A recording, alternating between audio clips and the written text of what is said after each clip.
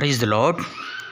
Friends, ఈరోజు మేము ఒక ముఖ్యమైన కార్యం గురించి మేము చూడబోతున్నాము.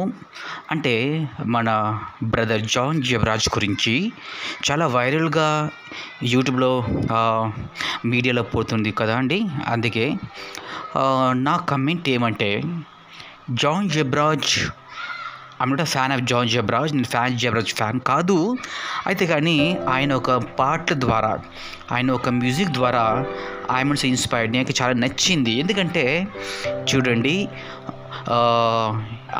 నేను ఒక మ్యూజిషియను, ఐఎమ్ అ సింగర్. నేను సామాన్యంగా ఎవరిని మంచోడని తక్షణం చెప్పేది.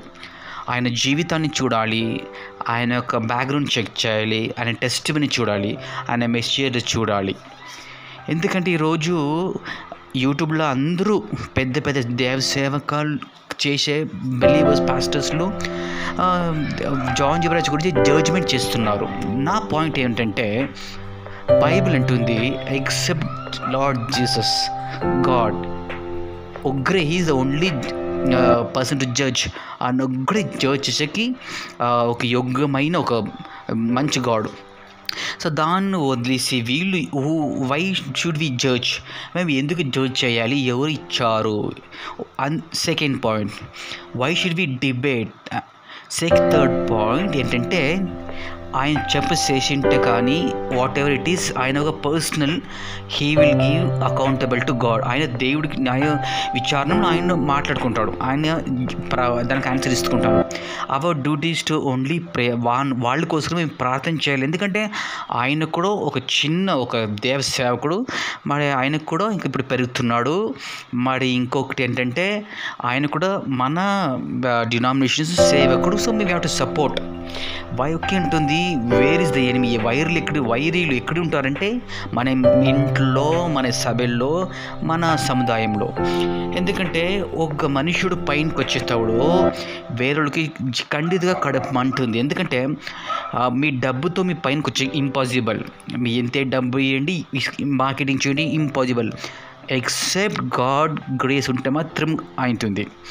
సో ఈ జాన్ జబరాజ్ అంటే ఇంకొక గిఫ్ట్. సో ఈరోజు చూడండి, మేము ఏమేమి ప్రేయర్ పెడతా కానీ మీరు ఎంతే డబ్బులు ఇవ్వండి, ఏమే చెప్పండి, ఎవరు స్పెషల్ యూత్స్ రాదు. అయితే he has the talent to get the youths. And వాళ్ళలోకి వచ్చేటప్పుడు బయట వెళ్ళేటప్పుడు they crying and go, they surrender. This is the talent. ఆయన ఒక మంచి సేవకుడు జాన్ జబరాజ్ది. ఆ చర్చ్ ఇప్పుడు క్లోజ్ అయింది, దాని గురించి మేము డిబేట్ చేయాలి. నెగిమే ప్రార్థన చేస్తున్నాడు, ఒక మందిరం, సంఘము నాశనం అయిపోయింది అనేసి ఆయన దేవుడితో ప్రార్థన మొరపెడుతున్నాడు. అలాంటి మేము దాని గురించి మొరపెట్టాలి. ఎన్నో ఆత్మలు నశిస్తుంది, ఎన్నో ఆత్మలు పాడుకొట్టుకుపోతుంది, ఎన్నో వెళ్ళిపోతుంది. సో దాని గురించి మేము డిబేట్ చేయాలి, గాస్పెల్ గురించి మేము ప్రీచ్ చేయాలి. ఈ గుడ్ ఫ్రైడే దినములో దాన్ని వదిలేసి చాలా చాలా పెద్ద సేవకులు మాట్లాడుతున్నారంటే నాకే అనిపిస్తుంది వాళ్ళు ఇంకా బైబిల్లో maybe they not good knowledged. అంటే they only studied for the degree purpose and do the ministry. Because Bible ఉంటుంది, నాకు ముందర నాకు వెనక వచ్చేవాళ్ళందరూ దొంగోలు. బైబిల్ ఉంటుంది, మీరు గూగుల్ చేయండి. అంటే వాళ్ళు ఒక స్టైల్ ఆఫ్ ప్రీచింగ్లో they go deep in the message, they cover people. ఒకవేళ నిజంగా ఆయన ఒక అభిషేకం ఉండింటే, వాక్యం చదివింటే, ఆ వాక్య స్పిరిట్ ఆఫ్ గాడ్ ఉండింటే, బైబిల్ ఉంటుంది, when the spirit of God comes in you, he will give you like what is good and what is bad. He will teach you.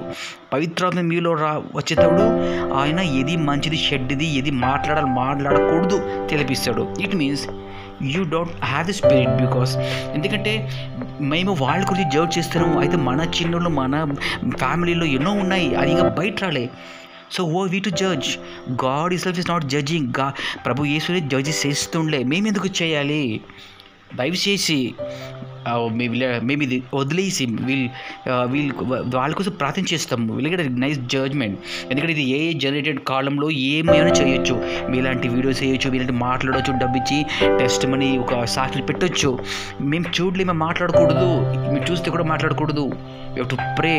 అందువల్ల మీ humble request, let us pray, let us not make it public. ఓకేనా? ఈయన ఒక సేవకుడు, ప్రార్థన చేసుకుంటాము. God bless you.